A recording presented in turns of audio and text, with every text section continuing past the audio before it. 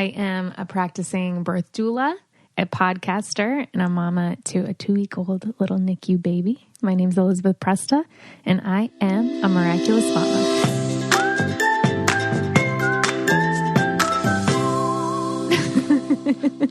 Welcome to the Miraculous Mamas podcast. I am your host, Elizabeth Joy, and I'm joined by my husband here, Vito. We're a podcast that believes in empowering women through storytelling and education.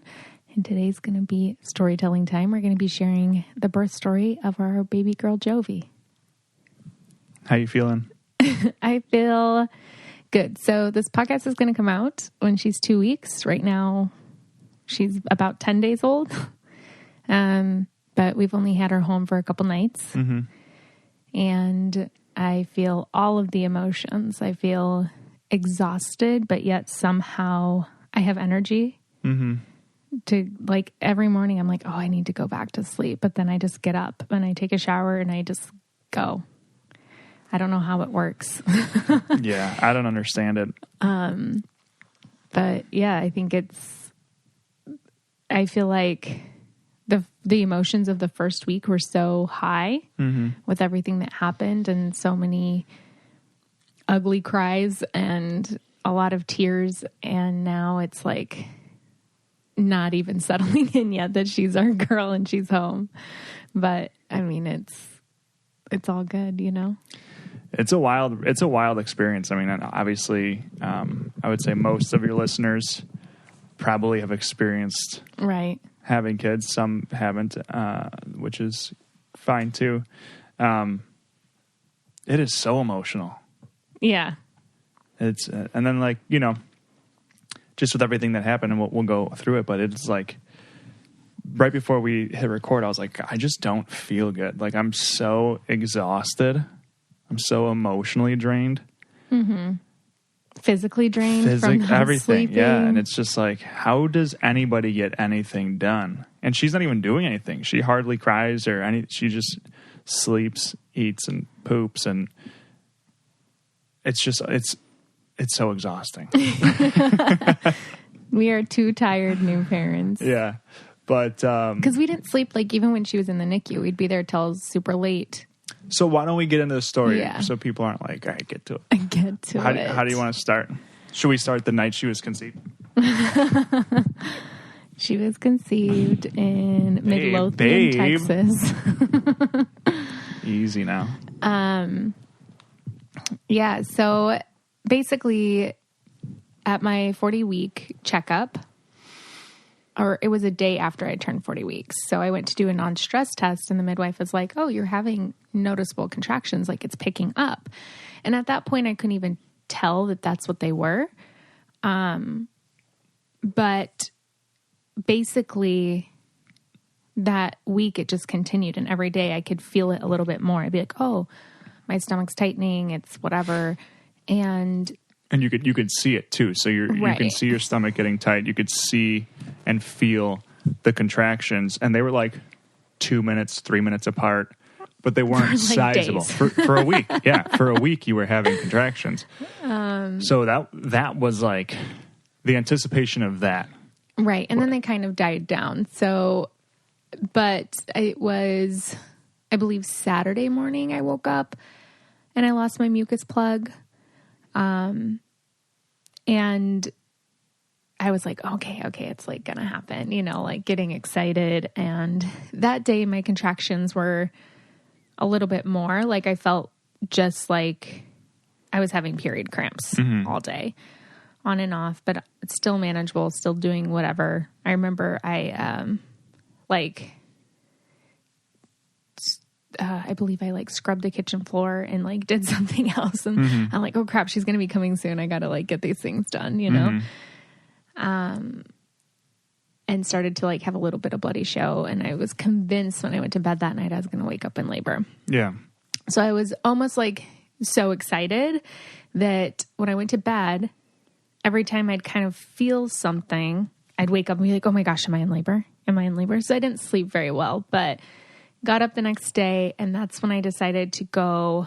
I went for a 2.5 mile walk, which normally I'll walk maybe a mile in the morning, a mile in the evening.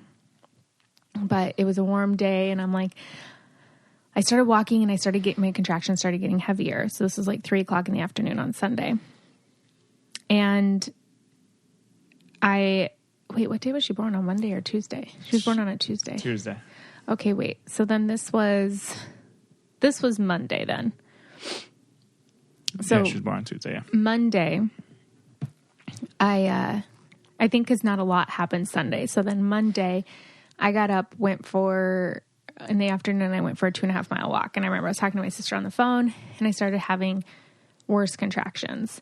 Not obviously like still super manageable, just kind of felt like bad period cramps. But the more I walked, the more contractions I had. So I'm like, I don't want to stop walking. Like, I want to get this labor going. Because at this point, it's a day before I'm 41 weeks. And I was getting really nervous about having to be induced. I really didn't want to be induced at 42 weeks, but since I had lost my mucus plug and started having like bloody show, I was like, okay, I'm going to go into labor. I should go into labor in the next few days. So come home and bounce on the ball. Like every night I was bouncing on the ball, doing hip circles, doing some stretches, getting ready. And so I bounced on the ball. Nothing really happened. No, we watched a movie with my mom.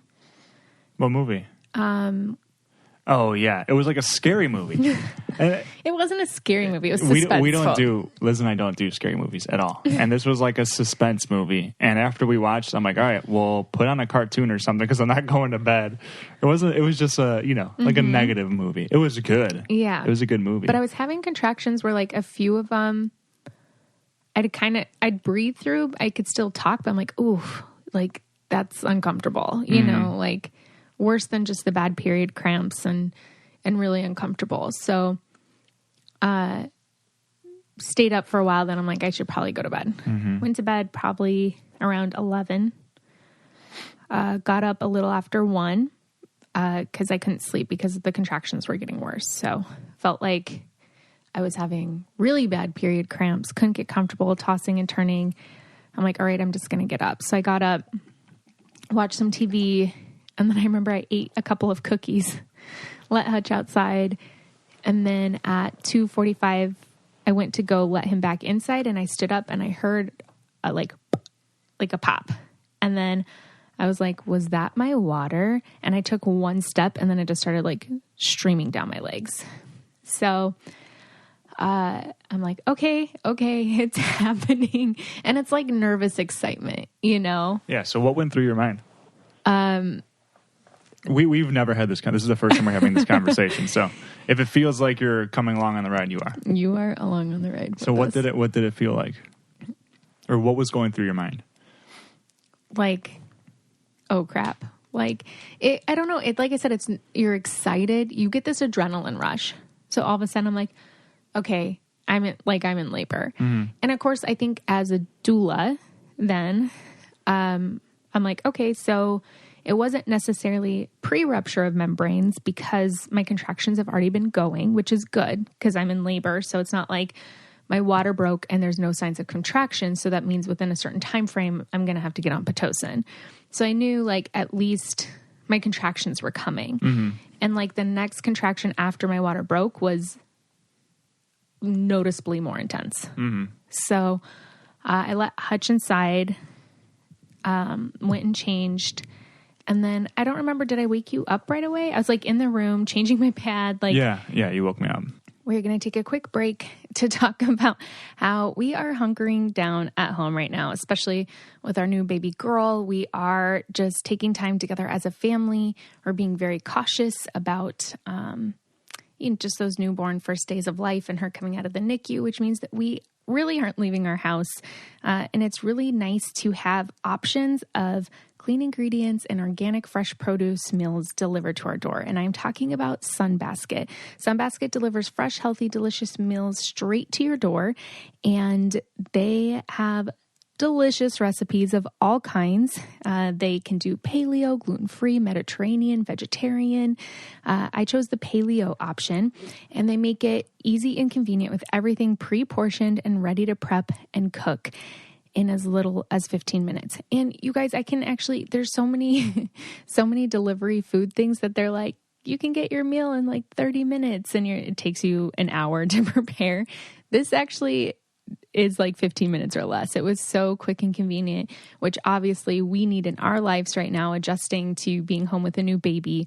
But they have delicious dishes like roasted salmon with a miso glazed eggplant, black bean tostadas, hoisin steak strip, lettuce cups. I actually love their roasted salmon with their green chili sauce. Oh, it was so good. And you can order from any meals across their menu, skip a week whenever you need to, or double up on your favorites. It's simple and easy with no gotchas involved. And right now, Sunbasket is offering $35 off your order when you go right now to sunbasket.com/mamas and enter promo code mamas at checkout.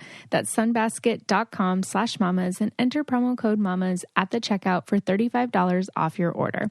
Sunbasket.com/mamas and enter promo code mamas and let me know which one of your meals is your favorite. Now back to the episode. And then what was your thought?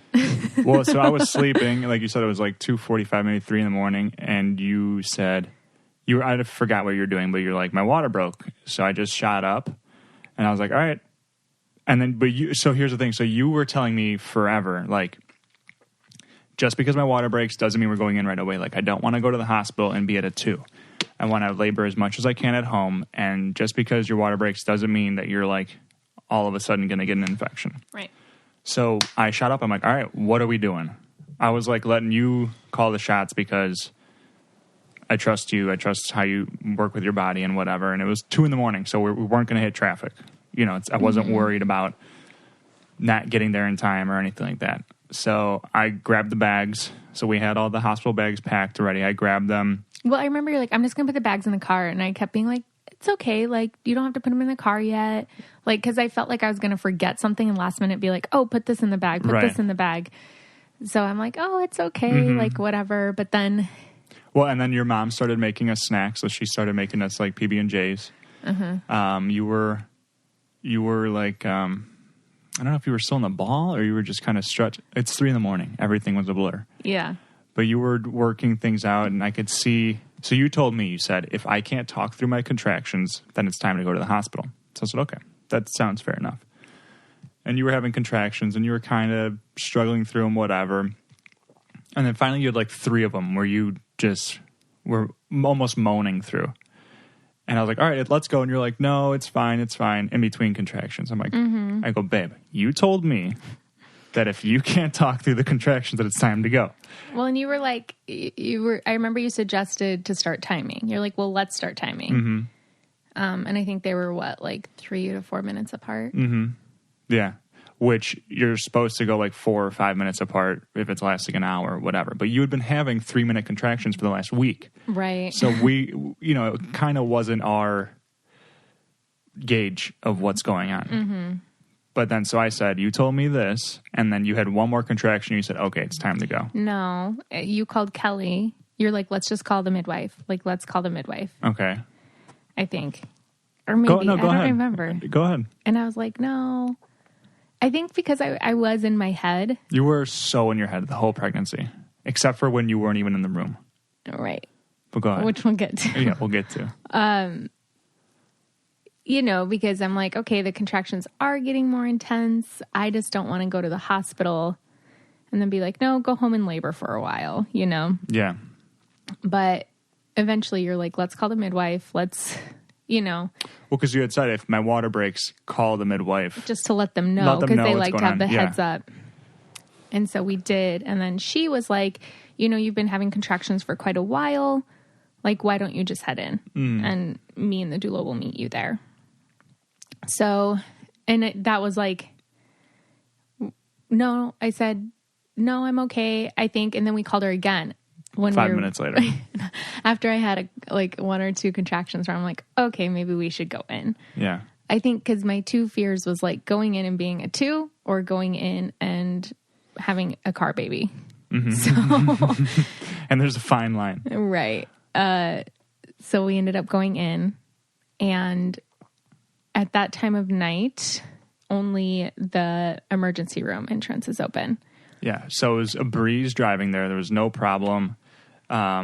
We got into the car, had the car seat, had the bags, Everything got our PB&Js, the snacks. We took a picture. We got to get that picture, actually. Your mom took it. Took a video of us leaving, got in the car. It was a breeze there. I think you probably had a couple contractions on the way there. It's like it's like a 20-minute drive. Yeah. And then, so 3:30 maybe? No, it was later. We got there at like, I think we got there a little bit before 4. Well, we're around there, whatever. And yeah, so the emergency room entrance was only open. So I was going to drop you off, and you're like, no, just park in the garage, and then we'll walk over. And it wasn't too far. It was fine. So we did that, and then we stopped maybe once or twice for a contraction. And then got checked in, and then I completely forgot what happened between checking in and getting to the room. I just remember it was such a long walk, and this lady was walking us, and I had to stop in the hallway a couple of times. And then we get up there, and we go to sign in, and our midwife and doula are standing there waiting for us. And we sign in, we get into the room right away. Dropped off some snacks for the nurses, try to schmooze them. Yeah. Get into the room, and then basically right when you get in, you have to lay down. They want to monitor you. Yeah. And I had to get my COVID test. Right. So they had to do blood, they had to monitor baby and my contractions, and then do a COVID test. So, and I remember my contractions were in a beautiful pattern the entire time. Yeah. Like 3 to 4 minutes apart, lasting 90 seconds about, and baby looked great. So, and then the COVID test was so uncomfortable, which you had one the other day too. Yeah.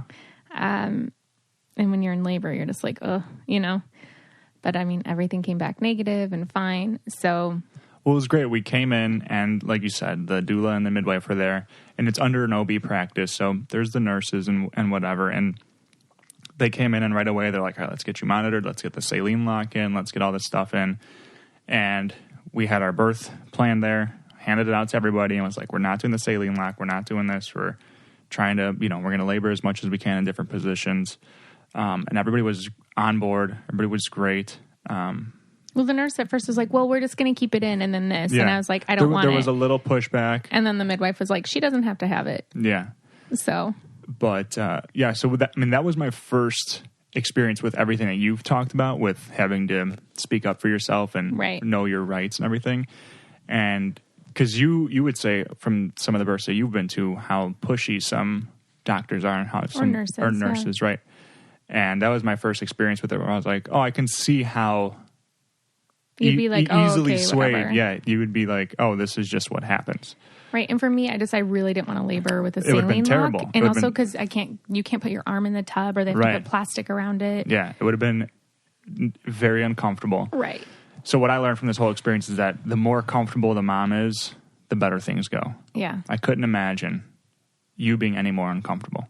Right. So yeah, we got in there. Everything was good with the baby. And I think then they took me off the monitors, and then I was able to labor. I did on my side with a peanut ball just to try to rest, put a peanut ball between my legs to keep my hips open. And then I was pretty out of it. And then I think we took an early nap. Then Sarah came. Right. So I was contracting in between. Oh, well, she checked me and I was a 2. So did she check you, or did Sarah check you? Kelly checked me. Okay. And I was a 2. And I was like, are you freaking kidding me? Yeah. So, so you were 85% effaced. I was 2. You were at a 0. I was at 0 station. So the baby was already getting low. Yeah. Right. And then, but you were only at a 2, which I was like, she's not going to be happy about this. But it was the right decision, because your water had broke. You were having intense contractions. And just from looking back, your whole labor experience was not typical. Right. And it did not follow the linear path that they talk about, where it's like, oh, you progress from 0 to 10, and then there's in this way, and these are the signs to look for. How it happened with you, at least. We will get right back to sharing our birth story, but I wanted to talk to you about something that we have been using that is making our lives a lot easier right now, adjusting to having a baby at home, because when we're home now, I hardly ever have my hands free. And at night, that means kind of like fumbling around. We've been trying to figure out the best lighting for our room with the baby when she cries and when we have to get up. We don't want to turn like all the bright lights on. But with the smart bulb in our room, all we have to say now is, Alexa, turn on the lights. And it is so convenient. I love being able to not have to fumble out of bed and find the light switch to turn it on to get Jovi out of bed.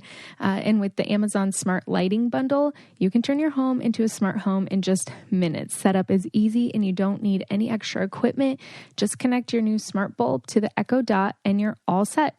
Set every possible mood with over 16 million light colors to choose from, which I love because, like I said, we don't want to turn on these bright lights when I'm grabbing her to change her diaper or to feed her. So we like to have a nice cool tone in our room, keep it relaxing in the evening or overnight for her. And you can also control the lights in your home with just the sound of your voice. Just say, Alexa, turn on the lights. And you can also set lighting routines to gently wake you up in the morning or to help you wind down at night, or completely turn off at a certain time. It's just what you need with a new baby in your house. And right now you can get 20% off your Amazon Smart Lighting Bundle only at amazon.com/miraculous. Every bundle includes an Echo Dot smart speaker and a single color changing light bulb. That's amazon.com/miraculous to get 20% off and take advantage of this amazing smart home deal. That's amazon.com/miraculous. Now back to our birth story. So, yeah, and then Sarah came in. Mm-hmm. So Kelly's shift was over, and Sarah, who was the midwife that I interviewed for this podcast, she was our midwife. Yeah. And she came in, and I remember kind of waking up and she was there. I don't remember at what point oh, okay. Yeah, she sent me some notes, so now it's coming back to me. After that, then we were like, okay, the midwife's like, or our doula, Karishma, she was like, why don't we get up and empty your bladder, make sure that we're leaving room for baby, and maybe do a couple contractions on the toilet. So we get up, go to the bathroom. It's not comfortable, but the first contraction in any new position is going to be uncomfortable. So go to the bathroom. I'm facing it backwards. They put pillows behind me and I'm laboring there. So I feel like it's at this point that things start to become kind of blurry for me, because things started to get a lot harder. And basically you're like in a weird time warp zone. Mm-hmm. And yeah. That's all you remember? No, I remember some, but it's like, I don't remember how long I labored before I got checked again. So that's all you remember, babe? Babe, where did we go from the toilet to the tub? So we went from the toilet. Oh, geez. Now you're making me forget. I'm going to pull up so Sarah's early. notes. Well, I was so... yeah, you're sort of like in this haze at that time. And so, yeah, you were on the toilet. You did a couple there. So you would go to the toilet to pee and to poo every once in a while. But every time you had to go poo, you made the nurse, or you made the midwife and do you remember this? Doula leave. And then you'd call me in and you're like, sorry, you have to be in here. I was like, yeah. It's totally fine. Because you didn't want to be alone because you were still having contractions. So while and stuff. I was in the bathroom, I'm like, okay, everybody out. I have to diarrhea. Yeah. And then you made me come in. While I diarrheaed. Which was every time. It was fantastic. And then she even wrote in here and spent some time laughing in the bathroom with Vito. So I was in the shower, though, for a while. You labored in the shower, which was great. And it was hot, that shower. You put it on really hot. It didn't feel super hot to me, but yeah, it was really hot. The shower was just streaming down my back. It was hitting your lower back. And then there was the peanut ball that was in there was covered in towels, and you leaned over against it. Mm-hmm. So you're almost like, you weren't fully leaned over, but you were just resting. I was standing and kind of leaning over a peanut ball on top of a counter. Yep. And you had like the lights off, the candle, the automatic candles. Our playlist on loop the whole time. Yeah. And You were in the shower for quite some time, actually. I think I was in the shower, though, before Sarah got there. I'm not too sure. Okay. But I thought that was interesting because you were very uncomfortable pretty early on. Yeah. And the shower, you can tell, was significantly, it was like a pain relief. Mm-hmm. So that was cool. And this, again, usually the women in my family at least the ones that I experienced, just got the epidural, were kind of hanging out until it was time to push and then pushed. Yeah. So being there with you doing all of this, I don't even know what you call it, but all this physical activity was very foreign. Yeah. But it was really, really fascinating to watch. So after the bathroom, though, I stood and kind of squatted for a while, and the contractions were getting stronger, started feeling a little shaky. And the midwife could tell that the baby had dropped lower because when she was checking heart tones, where the Doppler was before, was like way lower. Mm-hmm. So she's like, look how much lower, your baby is, like, your baby's moving.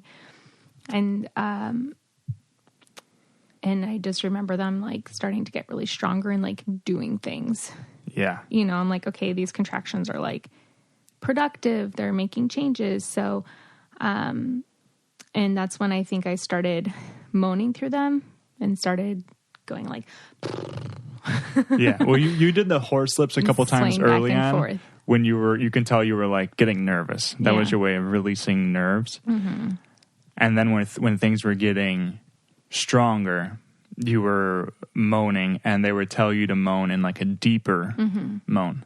Yeah. So instead of, you can do it, but it was like you would do ooh, yeah. Yeah, which was... Low tones help move your baby down. So if I was like, they'd be like, ooh, like, bring it down, bring it down, Low tones help move your baby down. Mm-hmm. So... And you didn't really scream ever. Which is weird because I told you, like, looking back, those last few contractions in my head, I was like... Oh, the last ones? Yeah. I was like, people down the hall have to be able to hear me. The last ones, you were in a lot of pain, but you were also pretty fed up. So let's not get ahead of ourselves. So around 10 a.m. then, we got in, they filled up the tub, checked my vitals, everything was normal. Contractions stayed strong, did a lot of hands and knees in the tub. Mm-hmm. And it was like I labored in the tub for a while, and then an hour and a half later got out to go to the bathroom, pee. And do you remember that the tub wasn't able to warm up again, so maintenance had to work on it? Yeah. Well, yeah, so the hot water ran out on our floor or something. Yeah, everywhere. Everywhere. So they're like, all right, get out of the tub because it's getting too cold. And then you did different positions, whatever. And then Sarah and Karishma were running around trying to find hot water, like boiling water and stuff. To pour into the tub. They're like, there's no hot water And then anywhere. They were talking to the maintenance guy, and they got the maintenance guy to fix it. And but then you had to get out anyway. You were in there for a while. And then so it's time to move, empty your bladder. Yeah. And she said that it was around 11:30. I went to the bathroom. And I was sitting on that squatting chair. It's called the Cub. So Vito's sitting on a couch behind me. I'm sitting on this little squat thing, leaning back into his arms. Mm-hmm. And that's when I projectile vomited everywhere. Gosh, yeah. So it's 11:30. My contractions are getting so bad, and I just started throwing up. So you had acid reflux throughout your whole pregnancy. Right. So she would do these weird hiccups that were like just hiccup burps. They were super loud, super obnoxious. And you were still doing them in labor. Right. But then you had like 2 in a row that sounded different. And I was like, give me a cup. Yeah, I was like, someone grab a cup because she's going to throw up. Or I was like, are you going to vomit? And then you hiccuped again. I was like, someone grab something because it's going to come. And then, so they were, how many ounces? They were like 32 ounce cups. They were like big gulps. if you were going to, put a picture in it, they were big gulps. And you went through like 4 of them, I think. No, just a couple. No. I don't know. I just started. Because you got it on me too. I did. I know. I projectile vomited. And so any birth that I've been at, whenever moms vomit, it's like a good sign, which I know. It means usually you're around transition. and usually they fill up a tiny bit of the cup. Mine just would not stop coming. And there wasn't food or anything. It's not like you ate too much or whatever. It was just a lot of water, I guess. I don't know. I don't know. So I was just throwing up, and then it would stop, and then it was around then that I started casually asking about drugs. Well, no, don't forget. So you were vomiting, and so the midwife and the doula were saying, well, that's a good way to move your baby down. Right. Yeah. Well, yeah. They were like, well, it's getting out of the way, whatever. So then the nurse actually brought in the table to prep for the baby. And this was at 11. She brought it in then. I didn't think until like 11:30. Yeah. Or a little bit later. No, it was like right then. We will get right back to sharing our birth story. After this quick break, I want to talk to you guys about something that we all deal with at one point in our lives or another, and that is things that interfere with our happiness or prevent us from achieving goals. And I want to tell you about BetterHelp, because they will assess your needs and match you with your own licensed professional therapist. You get to connect in a safe, private online environment that is so convenient, no awkward waiting in the office to see someone to talk to. You can communicate with them in under 24 hours after signing up, and you can choose email, you can choose to FaceTime them, phone calls, whatever you feel the most comfortable with. And BetterHelp is committed to facilitating great therapeutic matches, so they make it easy and free of charge to change counselors at any time if needed. And how I said, it's something that we all deal with at some point in our life. They have counselors who are specialized in depression, stress, anxiety, sleeping, trauma, family conflicts, anger, self-esteem, anything that you are struggling with, there's somebody there to talk to you. And everything you share is always confidential, it's convenient, it's professional, and affordable. I've used it before.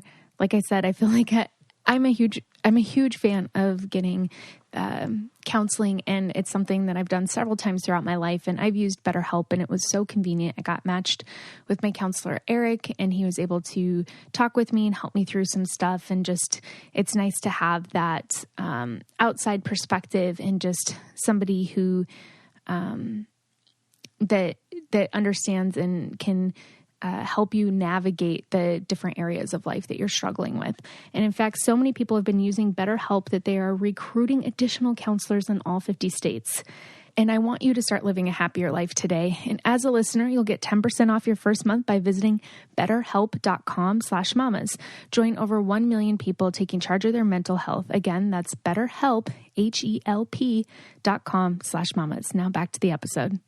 So I was showing all the signs of being in transition. Yeah. Throwing up, getting to a point where I couldn't really cope, starting to pass out in between contractions. It was around that, because right after that, then after we were on the cub,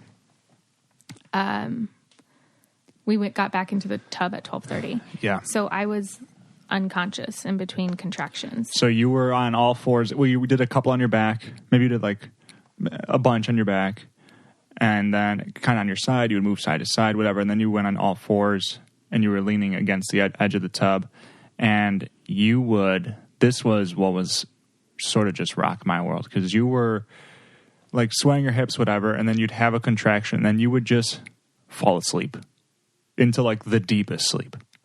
And then I was drooling. Yeah. And then I would just sit there and look at you, and then your eyes would kind of flutter open, but they were rolled back. And then because a contraction was coming. And then you would power through the contraction, do your moaning, whatever. Your eyes were all over the place. So that's where I realized you're not here. Right. You're just in the zone. You were in your body, and there was no talking to you or anything, And then again, I think probably 6 or so contractions, you would just pass out in between the contraction, and then again flutter your eyes open, and they were rolled back. And I mean, you were really. I thought it was time, but I don't know. Yeah. And then you were saying that you wanted an epidural, because you're I can't do this. You're this is nuts. But you were saying in a very calm I could tell you still had some left. Right. And you were saying in a calm way, you were just kind of like really uncomfortable, really in a lot of pain. And they were like, okay, this is a good sign because you've already thrown up. You've done all these things that show you're in transition. Like, these are very strong contractions and you're asking for it. So, like, you're probably going to start feeling pushy soon. And then you were like, I can't do it. I can't do it. I can't do it. So, like, why don't we check you and see how much progress you've made? Mm-hmm. Because, like, I feel like people were thinking, like, because you're probably right there. Like, you're getting really close. Mm-hmm. Well, they already had the table in there for the baby. Right. Like, the nurses were ready. So it was 12:30, asked for an epidural. And then I didn't want to be checked because I was scared. Mm-hmm. And then at about 1:15, Sarah checked me. When did we talk about the epidural? Before or after? 12:30. I brought it up for the first time at like 11:30 when we were on the Cub. And then it was at 12:30 where I'm like, I think I want it. But then me and you had a talk. I think that was just later. You sure? Yeah. Okay. I think. And so she checked me at 1:15 and I was 100% effaced +2. So the baby was nice and low. Mm-hmm. And I was only 5. Yeah. And I was like, are you freaking kidding me? Yeah. So I think that's when you kind of broke down. Right. Because you were like, I've already gone through transition. I'm like, these are super intense. Well, I knew I didn't go through transition, but then that's when the midwife reminded me, she was like, birth isn't linear. Right. You know, like everybody's experience is different. They expect these steps to flow this way, but it doesn't mean it's going to flow that way for everyone. Right. So, and she was saying transition is a feeling. Right. It's not really a stage. Right. So, and you had all the signs of it. And then when you were checked, though, you were only at a 5. Right. But you were 100% effaced, and the baby and Jovi was at +2. Right. Which means, like, hey, you're right there. Well, and she noted here, too, that my cervix was very stretchy and thin, and there was a caput noticed off-center. So the baby's head was coming in sideways. Mm-hmm. So that makes it a lot harder, too, for her to come. Mm-hmm. So all the work you had done from 3 a.m. to noon was getting her to turn. Right. So and we didn't know that. She was off center, and basically all the work leading up to there was getting her to rotate. Yeah. So this is when we talked then, because I was like, I can't do it. And you suggested then, why don't we get through it 30 minutes at a time? So the midwife and the doula had given us a minute. They had left. You were still in the tub. And we were just crying. Well, also, just to note real quick, our moms and my sisters were zoomed in watching everything. They were on Zoom the whole time watching. Yeah. But we were talking and you were crying because you were so exhausted. And I was crying. In so much pain. I was crying because I hated watching all of this. Right. It was so hard. Yeah. So hard to watch you go through it. And I didn't want you to feel disappointed in yourself. Mm-hmm. And you were worried that I was going to be disappointed in you, which is impossible. And I wanted to reassure you of that. And I knew you had some left. I knew it was just kind of tough. Like, right. It was really hard. Right. So we talked for maybe 10, 15 minutes. I don't know how long it was. And we cried the whole time. And then I was like, why don't we just do 30 minutes? Mm-hmm. Like, see if you can get through the next 30 minutes. And then I'll set a timer, and then let's see if you can get through the next 30 minutes. And you did that for like 2.5 hours, I think. Right. I didn't even let the alarm go off. I set the times, but I didn't let them go off because I was like, she's not asking for it again. Right. You got almost into like a second gear. I know. So that was like at 1:30. So then around 2:30, went back to the toilet, and then they had me do lunges on the Cub. So that was hard. I'm on my knees, leaning over this Cub, that thing I was sitting on before, like a blow-up squat thing. But I had one leg up. And I remember when the contraction was coming, I'm like, I can't do it. And I put my leg back down to get through the contraction. And then I tried with my other leg, and I was able to leave it up through the contraction, just really trying to help baby get into place. So we only did a couple of contractions like that. And at that point, my contractions were every 2 minutes, lasting 90 seconds, or 2.5 minutes, which means you only get a minute break in between. Mm-hmm. So, and around 3 o'clock, I remember I would tell you, like, tell me I can do it. And I would tell myself, like, I can do it. I can do it. I can do it. Yeah, you were a freaking warrior. Because then you tapped into, like, this inner warrior thing where you were like, I got this. No one was even talking to you. You're like, I got this. I can do this. I can do this. But in a very, like, you were ready for battle sort of thing. Yeah. You know? And that was around 3 o'clock. And I thought so one thing that I do at tons of my births is hip squeezes. Mm-hmm. They didn't really work for me because all my pain was on the inside of my hips, like shooting through my pelvis and then down my legs. Mm-hmm. So it felt like my inner hip rotator thing was just being broken open. Like I felt like my legs were being ripped off.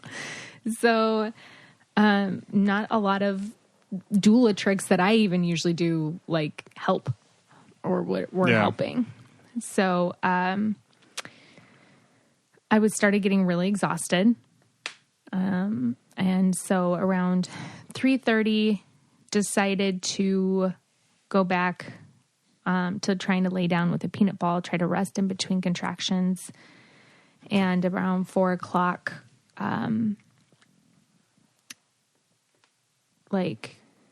I think around 4 o'clock, I started feeling like a little more pressure. Mm-hmm. So close to 5, she checked me and I was a 7. Mm-hmm. And she said that the baby's head was off center and she could tell that baby was clearly trying to get into position. So baby's working really hard. The baby's head is very low in my pelvis for a very long time at that +2 and just wasn't really getting into position very well. Mm-hmm. So despite all the things that we did, we literally labored all over that room. We used every single tool, the cup, the ball, the tub, the shower, the squeezes, the different Karishma. The thing that did really help is she would do these pressure points on my lower back and my butt. Like during a contraction, she would hit these pressure points and that felt really good. Yeah. But we literally used every tool out there. How anybody births without a doula is beyond me. Karishma was awesome. A godsend. I mean, but for real though, like if you're doing an unmedicated birth where you're like in different positions and feeling a ton of pain, I don't see how anybody could do that alone. Right. And I don't see how the nurses weren't doing anything. You know, they were there monitoring whatever, but they weren't doing, there was no support. Mm-hmm. And Karishma, our doula, was like there the entire time. Mm-hmm. She was physically active the whole time. And I mean, I was helping too, but I don't know. I don't know how everybody should have a doula. I'm not saying that because you're a doula. I'm like genuinely. And it should 100% be covered by insurance because it is like a necessity. It's a necessity. It is a necessity. It is. Yeah. And I don't know how anybody does it without one. Right. Yeah. Yeah. She was awesome. So after I got checked and I was at a 7, I decided to get an epidural. Yeah. Then you're like, I can't give me this epidural. Yeah. Because we had been since noon to 5 o'clock. So it was 5 hours. She said it was like 6 hours after I first asked for the epidural that I decided to get it. Right, but you had gotten checked, and you were at a 5, and you got checked again, and you were at a 7. Yeah. And it was 6 hours. Mm. And that's before the 8 hours of already laboring. So you're 14 hours in, and you were like in real, active, painful labor, and doing all the positions, the tricks, the whatever. And the thing that I love about them, too, like Sarah and Karishma, when I'm like, I need to get the epidural. And I remember, asking you, like, are you going to be disappointed? And, you know, like, basically Karishma, well, she also offered, she was like, do you want to try the IV pain medication? Because that just kind of can help take the edge off, give you an hour of rest. And it could have been like a really great option. But I decided just to do the epidural. And they were so supportive and basically like, we want to support you in your birth plan. We know what you want. And we think that this could be a great tool if you need it. And we want to make sure you're okay with the decision that you're making, you know? So, it was nice to be able to have people that could have pushed me if I could have gone a little longer, but I don't think I could have. Yeah. I think the way that your labor was going and the way that they were watching you, because even our midwife was there the entire time, which is that normal? No. She was there the entire time because she came in for my birth. Which she was exceptional. Right. Exceptional. Yeah. But normally, so the midwives that I work with, they usually have like other births to check on too, but they come in and they sit there for quite a while. They sit with you, they talk to you, they'll help you through contractions as well. They like to just see how you're doing. It's not like come in, blah, blah, blah, leave, you know. Yeah, like, what are the numbers and then we're out of here. No, yeah, they come in, they spend time with you. I think because they watched you the whole time and because they saw how your labor was going this way and that way and this way and that way, when you said it the second time, when you said it when you were at a 7, you're like, give me the epidural. I think they knew your birth plan and everything. They were like, yeah, this is a great tool at this time. Right. There wasn't like no one looked at me and been like, you know, kind of encourage her to go a little longer. She's so close. They were like, no, this is the move to make. And you used it as a tool. Well, and I just remember, so before I could get that epidural, I did have to get an IV. So, they had to come in, give me a bag of fluids, and they're like, when that bag runs out, the anesthesiologist will come in. And so at this point I get up and I'm laboring, standing up, but leaning over the side of the bed.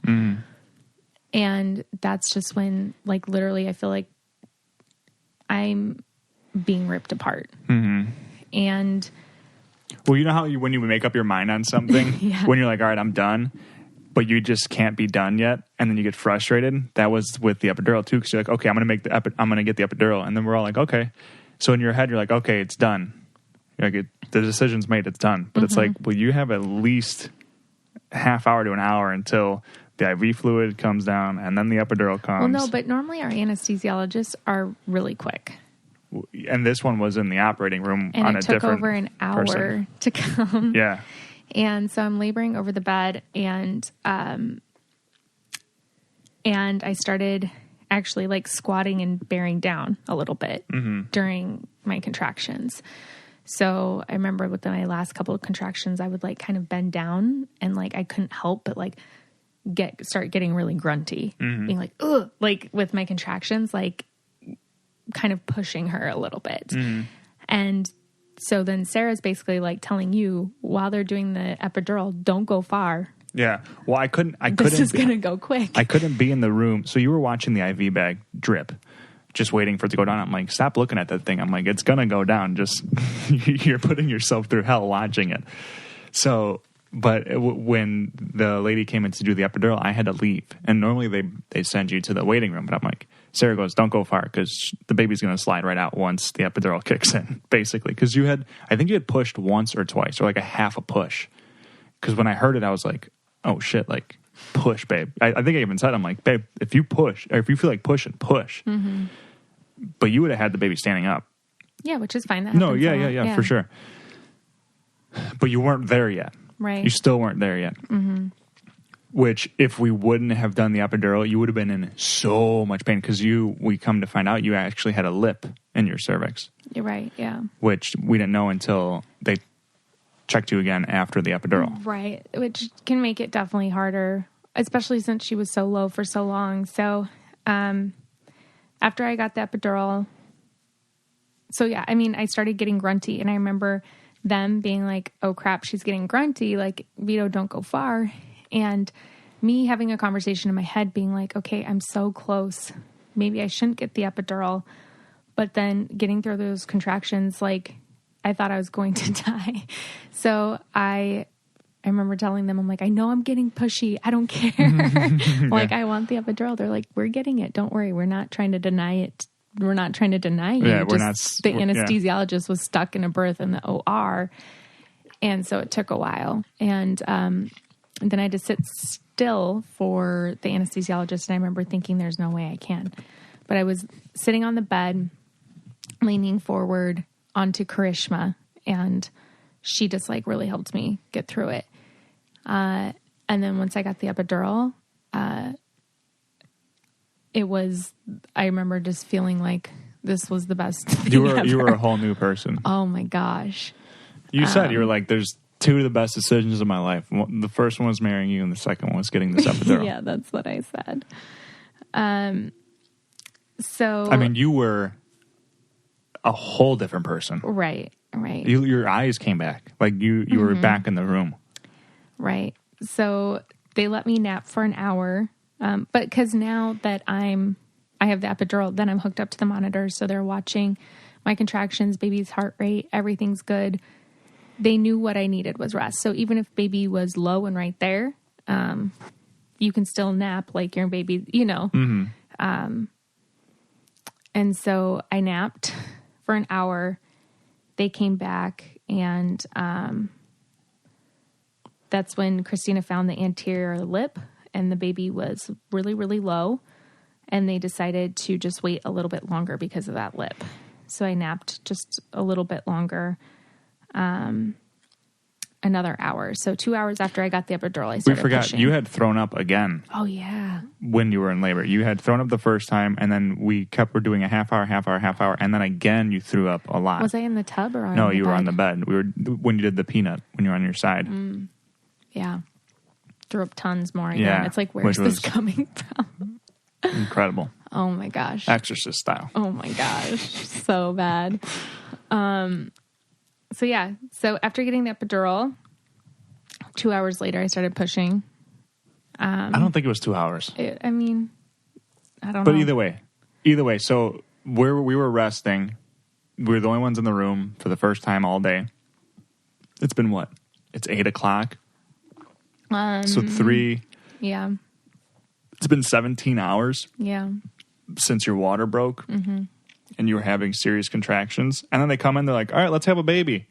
And I was like asleep. I hadn't slept all day. And so I was like, I'd just fallen asleep. And then I was kind of in a daze. I'm like, wait, what now? Like, what now? And then you were in your epidural. So you're like, okay, whatever.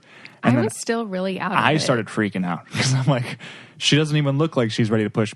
Because I've been watching you all day bear down and be like this, go through so much pain, and now you're like not feeling anything. Mm-hmm. That I'm like looking at you like, are you ready to push? Because it doesn't seem, whatever. Yeah.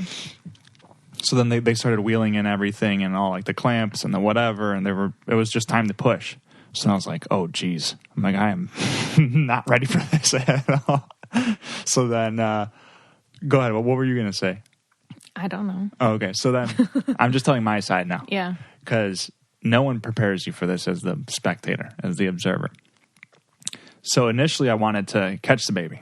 Right. But I was thrown off guard with how quickly everything was happening that I was like not ready for it. When you were standing without the epidural, mm-hmm. I got gloves on. I was ready for it. I was going to catch the baby. Oh, wow. But then we were napping, and then they were like, okay. Like they just came in. They're like, all right, let's have this baby. I was so thrown off guard that I was like, I almost had like a little freak out because it just didn't seem right. I don't know. Mm-hmm.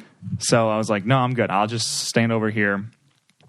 And then we were kind of joking around, whatever. And then Sarah's like, are you feeling hot? And I'm like, kind of. I'm a little warm. She's like, why don't you get an iced towel? So I was like patting myself with an iced towel. Like getting him cold washcloths. Everyone, so my mom, your mom, and your sisters are watching on Zoom. And apparently I'm like, they're laughing their asses off at me that, I'm freaking out. I'm like going to pass out. And then I was telling them, like, do you guys have the smelling salts here? Because they really wake you up. And they gave them to you. Yeah. And then, well, I didn't need it, but Sarah was showing everybody how to, like, break it open. And she accidentally broke it open. She was like, oh, shoot, I'll just put this over here. And I was like, you broke it already? She's like, yeah. I'm like, all right, well, give it to me. So I can, like, it's already used. I'll just use it. So I did some of the smelling salts. And it really brings you back. I mean, because I was sort of having like a mini freak out. And then you hooked your arms around your legs, and we were watching the contractions on the monitors. You can kind of see your stomach go through contractions, and then you were starting to push. And then you were pushing for about an hour. Mm-hmm. And you were doing great. Even the midwife was like, you are pushing exactly how you need to push. Like, you got to go low and to the back or whatever. I don't know. And then the baby was staying where she needed to. In between. In between. So then they kind of leaned you to your side so that your back would open up. And they leaned my way, which was great because I got to see everything. I was like right by you, also saw everything. And then her head started coming out. And they were like, oh my gosh, there's a ton of hair. Like, so, and I'm like trying to avoid looking, but you look.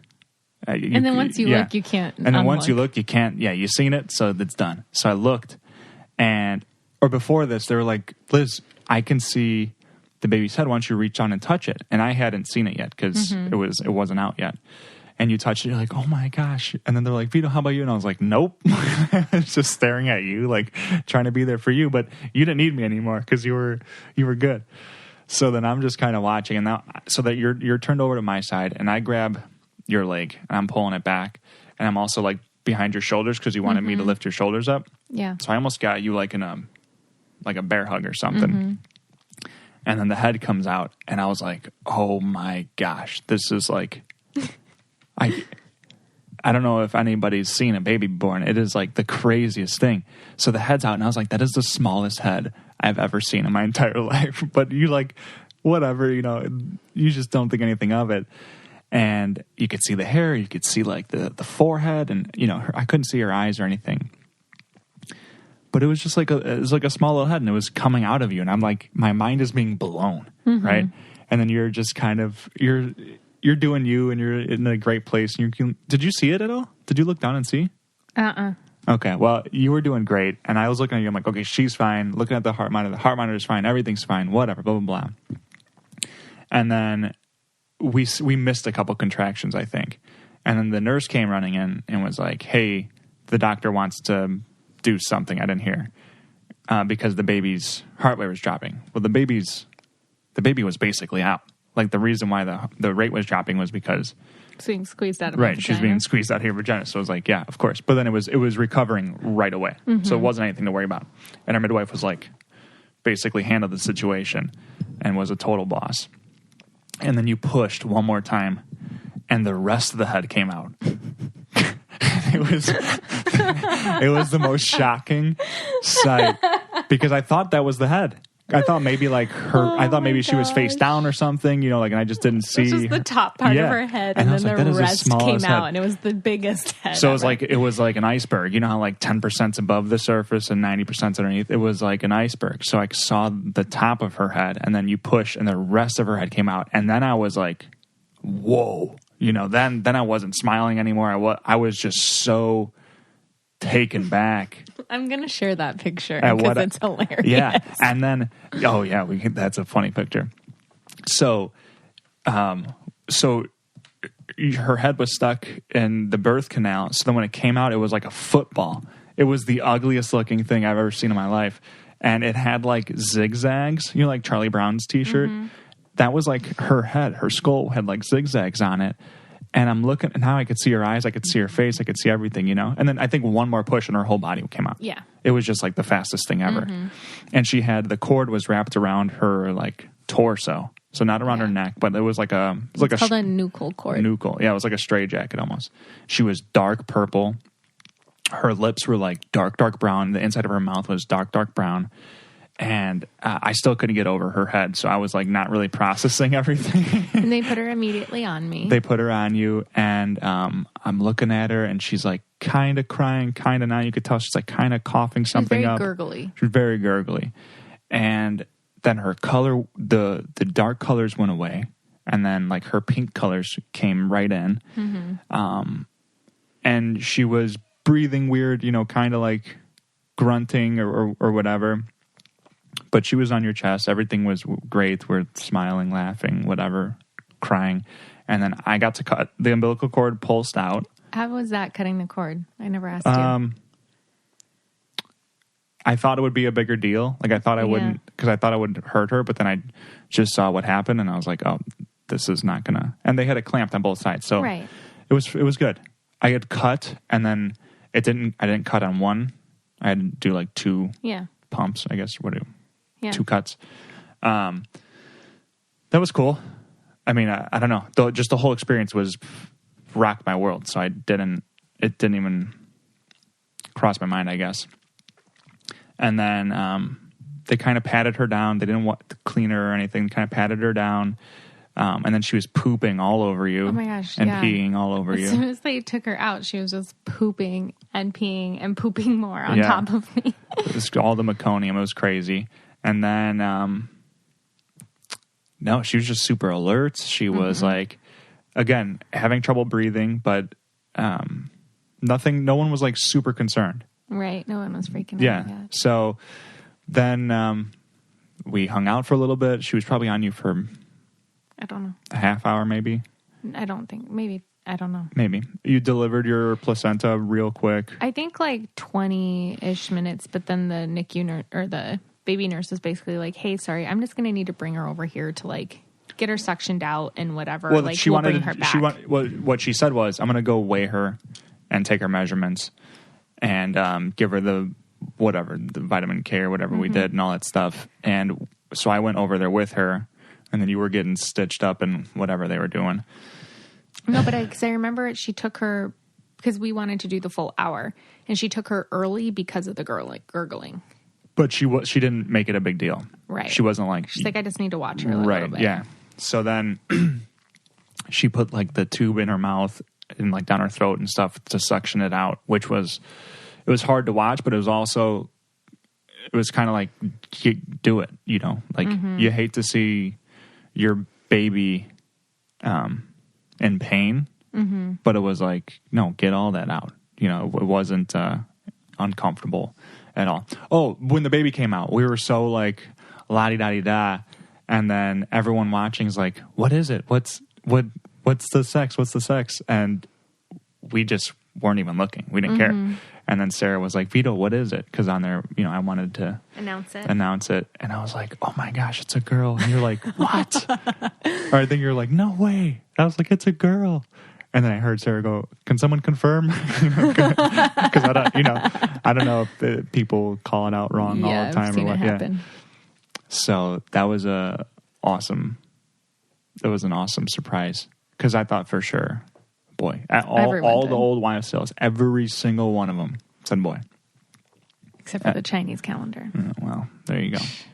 So then they brought her over. They were working on you. Everything was going good with you. No bleeding. Well, let me get sped up to this point on my version of it. Oh, okay, sure. Quick.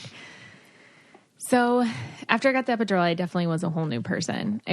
I feel like I needed it because where I was at in my labor, I wouldn't have been able to let my body relax and open, especially with that anterior lip. I just feel like instead of having her a couple hours later, it would have been, it's like if I knew it was a couple hours, I probably could have done it, but I think it would have taken longer because my body wasn't relaxed and able to open because of the amount of pain I was in. So once I got the epidural, it was great to nap. But then once it was time to push, I was so exhausted that I was still like out of it. I felt like I was so relaxed. They're like, oh, do you like want to blah, blah, blah. I'm like, I don't care. Like, but then our moms are watching. And at one point they kind of moved it so it wasn't like straight on my vagina.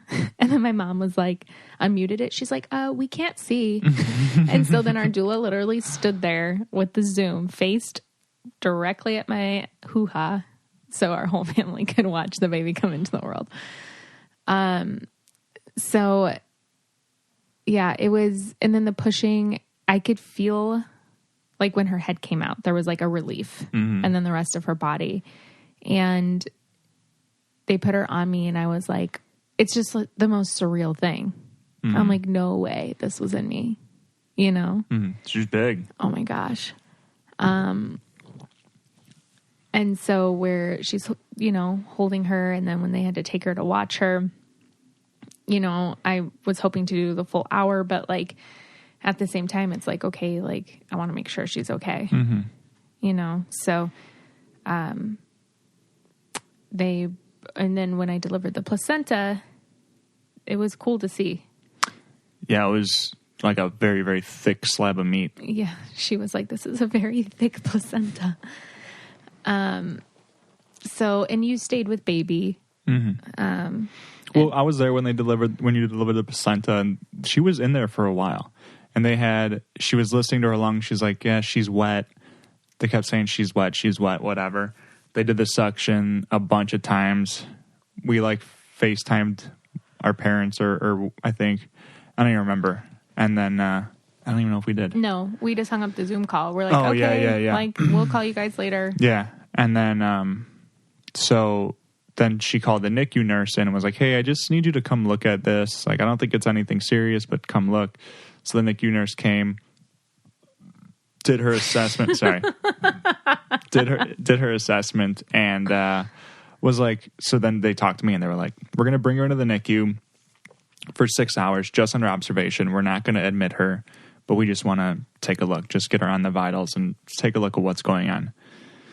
So then I looked over at you and you were like, is everything okay? And I was like, everything's fine. Don't worry. Like we're all good, whatever. So then I went with Jovi, and then Karishma was just our doula, a lifesaver, stayed with you and packed everything up and helped transfer you over to our room. And then I went into the NICU and they put her on the monitors. They were checking her oxygen level, her heart rate, her and how many like inhales she was taking basically. And her oxygen was dipping. And so they're like, all right, we're going to admit her. They put her on oxygen. Then it happened really fast. Yeah. They put her on oxygen. They took an x-ray. They had the monitors. They had her on like a high level of oxygen. Mm-hmm. She wasn't getting oxygen. And they took an x-ray, and then it's like immediate, the x-rays. They show you right there. So the doctor went over with me, and she showed me the x-rays, and she's like, this is supposed to look this way, and it looks the complete opposite. Mm-hmm. So I'm like, okay, well, what does that mean? Right. Like, what are we doing? She's like, well, we're going to put her on antibiotics. She aspirated. We don't know what's in there. We're going to take some blood cultures and see if there's any bacteria in her blood. And I was like, I know you were saying you really didn't want to do antibiotics. Just for, like, we weren't anticipating, obviously, the NICU. But we just didn't want to, like, put anything foreign.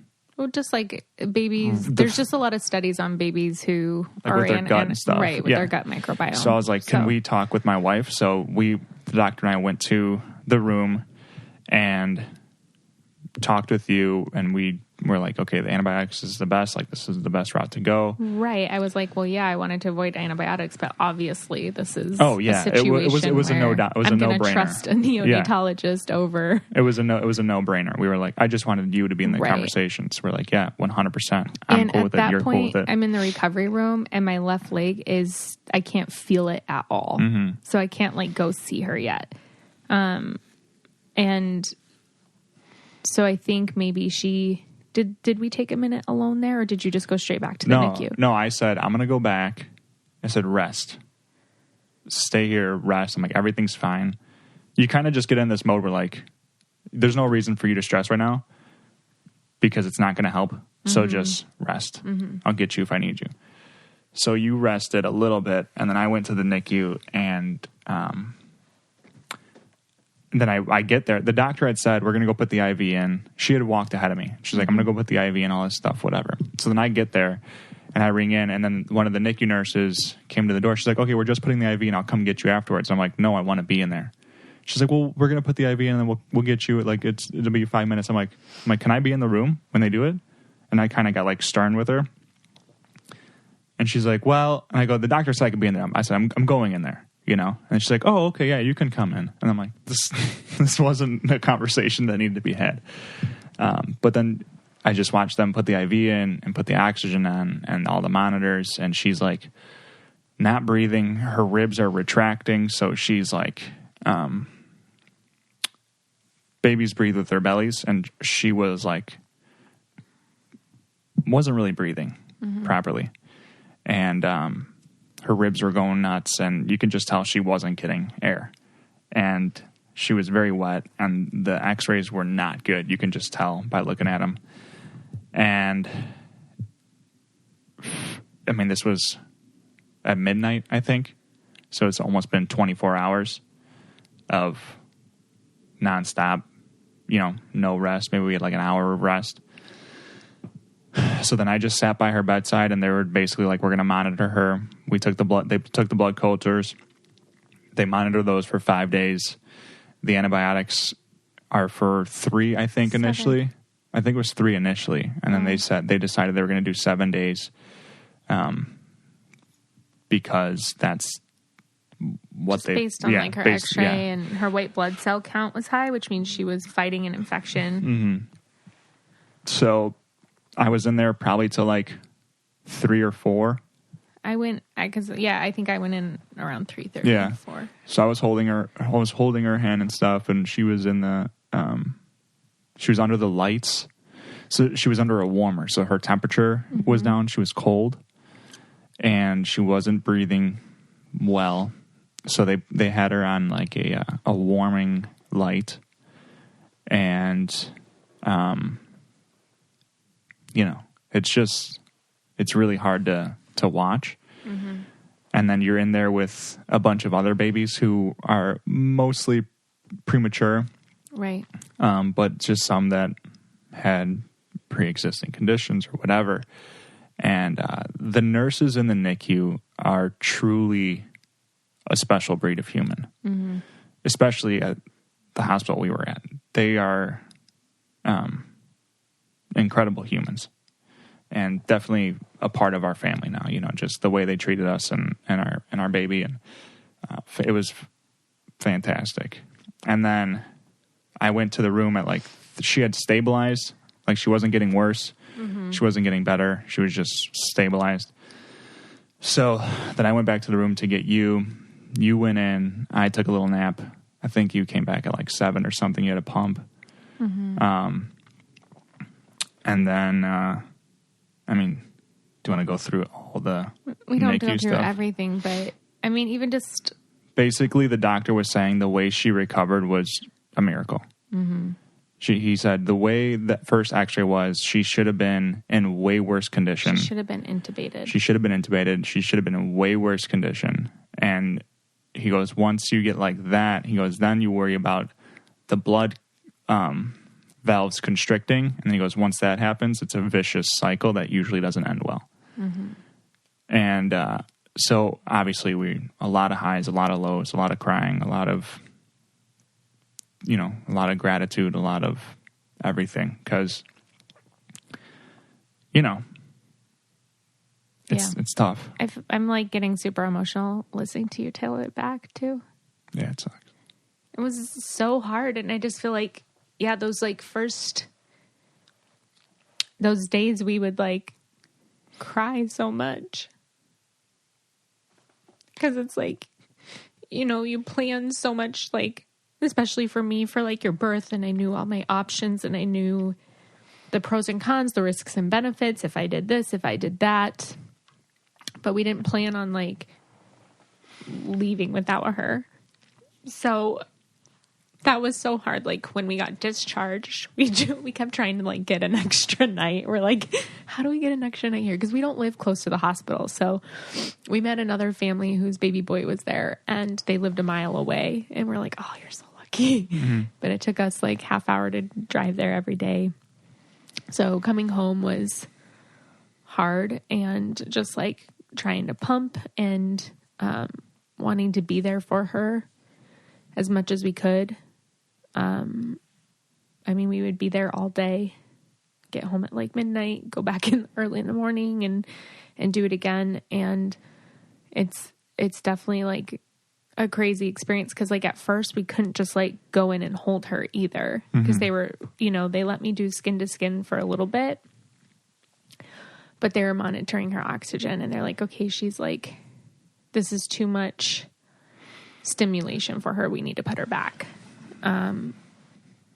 So there was just so many highs and lows and ugly crying, but then being so grateful because every time they're well, this thing could happen, then we get the results back. And it was just continual good news in the way that she recovered. And we had so many people praying for her and for us. And it was just you know, even when we left, like when we got discharged, the doctor, you're like, so what happened? Because like everything in there, and she's like, honestly, like we're never really gonna know. Like nothing about her. They said nothing about her case was normal. So we're just like believing that everything was just kind of a miracle and that she was watched over and protected. And so, yeah, we're so happy to have her home. Yeah. Yeah. There was, go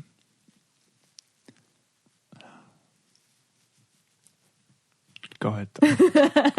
I'll talk now. It's just been like super emotional. And, I mean, and now it's emotional because we're exhausted learning how to be new parents and learning how to keep a baby alive and love on her and love on each other. And man, having a baby is life-changing. Yeah.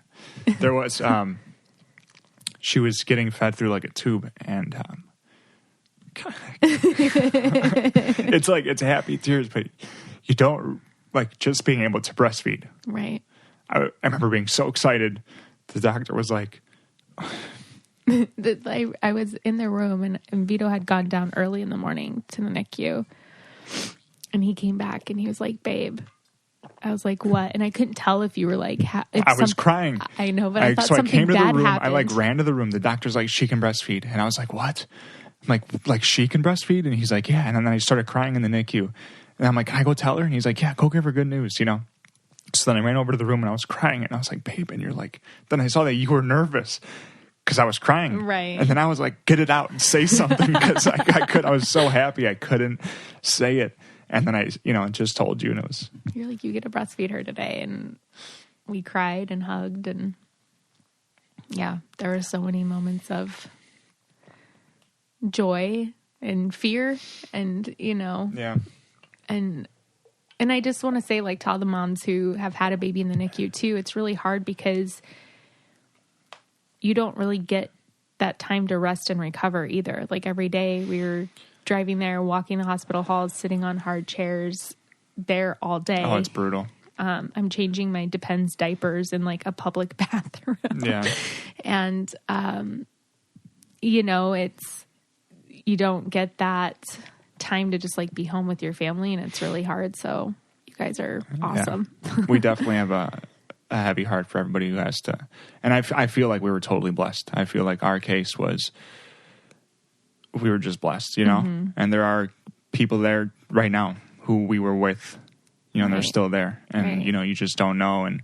And we pray for them and it's tough, man. It's extreme highs, extreme lows. You know, like the littlest good news is like the best news ever, you know? And, we were like, she pooped meconium. Yeah. Yeah. Like through getting breast milk, they wanted to make sure that she was digesting and it's just been crazy. And then, so she's good now. Her lungs are good. She's breathing great. We don't know what happened. She already surpassed her birth weight. She's eating like all day. And we're just exhausted. We're so tired. But somehow you just finally find the strength to get up and do it again. It's so crazy. But I'm sure we missed something. I'm sure we missed a lot. Yeah. But I mean, overall, like looking back, I still feel like it'll take a while to sink in. But in the moment, I remember telling you that we weren't having any more kids because I was in you were so like much one pain. and done. I was like, all right, babe, let's take it easy. And I don't feel disappointed for getting the epidural. I did think that I would feel disappointed in myself, but I do feel like at that point I needed it. Yeah, and, it's a great tool. Right. It's a great tool. I definitely needed it. And I mean, the next time we have a kid, I'm going to try to go unmedicated again. But and I know that I'm going to have an amazing birth team again just because OMG is awesome. Yeah. So. Yeah, they were exceptional. Like, there's no other words to describe. Well, that's the thing that you kept saying after. You were like, this should be the standard of care during birth. Yeah. Because how cared for we were and how everything was also just like an informed consent. Like, we never had anyone come in and be like, okay, we're doing this. Okay, we're blah, blah, blah. Right. Like, even Sarah would be like, do you want me to check you? And I'm like, no. Like, you know, and then later I'd be like, okay, check me. Yeah. And then she'd be like, okay, you're going to feel this. I'm going to go here. Like, do you have, like, is that okay? Right. It wasn't like overly like consent about like everything. You know, she wasn't like, okay, I'm going to go in. Okay, I'm in. Can I go in further? Like, it wasn't obnoxious, but it was like very homey. It was very respectful. It was very comfortable. It was very like, you're in charge. The mom's in charge. Well, it felt like it was my experience. Yeah, and they're there to be there for you. And we had an amazing experience, and everything went perfectly well. Like, it was an awesome birth. Obviously, there's just complications that happen, and it just happens. We have no control over it. And we forgot to mention, so Christina's a student midwife that we worked with. So she's the one that actually delivered Jovi. Oh, yeah. She was in there, and she delivered Jovi, and she did great. And yeah, it was an incredible experience. I'm ready for another one. I know. Vito's like, let's have another one. I've been just so turned on by Liz. I'm not ashamed to say it. Watching you do what you did makes me feel so irrelevant and so like useless as a man. Yeah. Because there's nothing that I can do that would even compare. Yeah. What you did was unbelievable, life-changing. Yeah. Watching you, I couldn't believe it. Can't believe how strong you are. Thanks, babe. Can't believe it. And can't believe how strong Jovi is too. Like how she just like recovered and it's our girl. I don't know. Yeah. I don't. It's wild. You guys are truly miraculous. Truly. Yeah, I do feel like as a doula too, it gave me a whole new perspective. I feel like I was a great doula before, but now it's like there's a next level of understanding and compassion that you can bring. Of being like, wow, women are freaking incredible. Like, holy crap. You bring a life into this world, like, no matter how you do it, you know, you are incredible. Because I can't even imagine, like, the C-section, like, when we were talking about, like, Bruno and Carrie earlier, that has to be so scary. And that has to be, you know, and she did it, you know, and she had major abdominal surgery to bring her son into this world. Yeah. And that's just as good. Oh, yeah. You know, it's like, it's just as miraculous. It's, oh my gosh, birth is so incredible. The whole, I'm excited to be parents. Yeah. I am too. Like going back to work, I'm like, how does anybody do anything productive when they have a baby? Yeah. It doesn't seem possible. Like I have to clean the garage after we stop recording. And I'm like, I don't know how I'm going to. And I didn't even do anything. I was just up supporting you. Yeah. And then obviously now I'm up, you know, helping. We have some long feed nights. And whatever. I feed and I'm like, babe, go burp and change her and put her back down. And then she like she burps when she wants to. Right. You'll burp her for like 15 minutes, which is too long. And then an hour later, she's like, blah. It's like, all right, thanks, cool. Oh, and she poops just like her mama. Oh so my it's God. True. Yeah. So all in all, amazing experience. You were incredible, and I'm sure we missed a bunch of stuff, but I feel like we covered a bunch. Yeah. Yeah. Well, that's our birth story, guys. Thank you so much for listening. Next week, so I took the week off next week. So what I'm actually doing is I was on one of our listeners, Jess Gronis. I was on her podcast, the Fit and Faithful podcast, and she interviewed me all about my doula work, and we just have an awesome conversation. So I took the interview from that podcast with her permission, and that's going to be airing next week while we just take the week off to recover and recuperate. And then I have some amazing guests lined up over the next like 6 weeks that I'm super excited about. So very impressed. Thanks, babe. Yeah. I'm excited. I'm excited to have people help me because I don't know what I'm doing past this point. Yeah. I'm like, birth, got it. What now? Now what do we do? Even just swaddling a baby is, oh my gosh, it's been such a project. But there's some cool companies out there with like Velcros and it's whatever, like, oh, this is kind of nice. They do it for you. Yeah. So it's been a lot of fun. So thank you guys so much for listening and and just being a part of our community and I'm so excited now that I have the Miraculous Mamas Facebook group, because I'm going to be asking a lot of questions. I'm going to be like, so we're already, I've Googled like 5 things a day. I feel like, yeah. Is this normal? Is this okay? Can I do this? I feel like that's normal though. Right. For sure. But we love you guys, and we'll talk to you next week. Bye.